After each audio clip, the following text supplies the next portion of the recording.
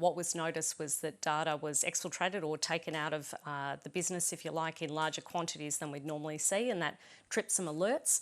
The decision was taken then, obviously, to disconnect some of the internet-facing systems, which obviously affect the company's ability to then operate the systems and the ports as they normally do. There has been a statement that this was a ransomware attack. How often do these kinds of attacks also have a political motive, or are they purely criminal in intent? So it depends on, what we call attribution, which was your earlier question, who actually did it. It's very difficult to get accurate attribution because internet attackers use multiple hops or different routers, so it's hard to track it back to where it originated, if you like. It's very difficult, therefore, to find out, whether it's a criminal gang or whether there's involvement from someone else, or whether it's more than one. So we won't know that for a little while. But what we do know is that there hasn't actually been a ransom demand as yet, and that could be because the attackers were kind of stopped in the middle of getting to data that they thought would be good to ransom, or there might be another reason for it. So I guess we'll know more as part of the evolving notifications. Is there any reason to believe that this attack on a company based in Dubai could be linked to the war between Israel and Hamas? Not at this stage, no. How could this attack have been prevented?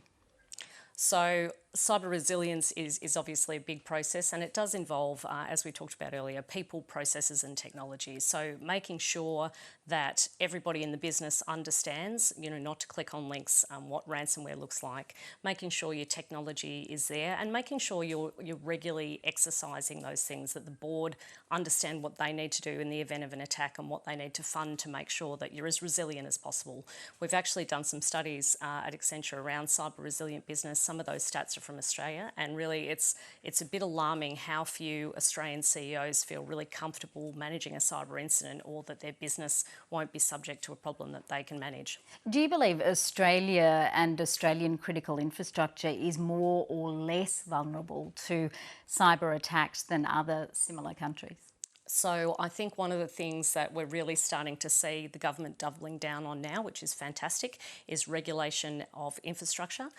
We probably haven't had the level of regulation that we could have done with in order to raise the general level of preparedness. We're getting there now, but it really is, I guess, not surprising that we're seeing these types of attacks, and probably the only surprise is that we didn't see them earlier. As part of the federal government's new cyber security strategy to be released next week, Australians will have to report ransomware demands and whether ransoms are indeed paid. How often are Australians and Australian companies paying ransoms to criminal gangs?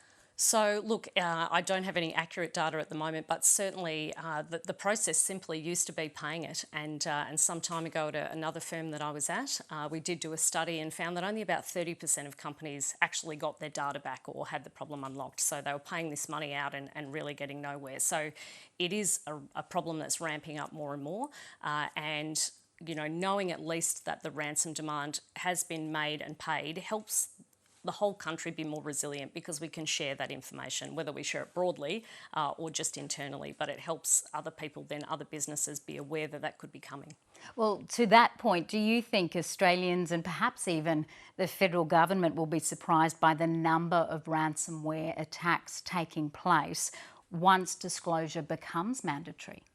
I hope that they won't be too surprised.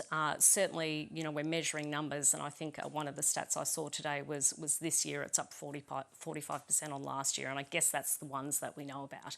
Certainly as part of smaller businesses, we may not get that information, and it might not get managed. I think the whole government infrastructure in terms of the new cybersecurity coordinator, the Australian Cybersecurity Centre, all of that infrastructure that we're putting in place to get better reporting, better information sharing, and better access to government level resources to fix incidents. So in this case, the company's working very closely with the government to get access to things like attribution, so that our government resources can work out who did it, if you like, and whether there's anything we can do there. I think that level of infrastructure will really help, but certainly I don't expect ransomware to be getting less of a problem or becoming less of a problem anytime soon. So yeah, I'm glad we're stepping up to fix it. Jacqui Kernot, thank you. Thank you.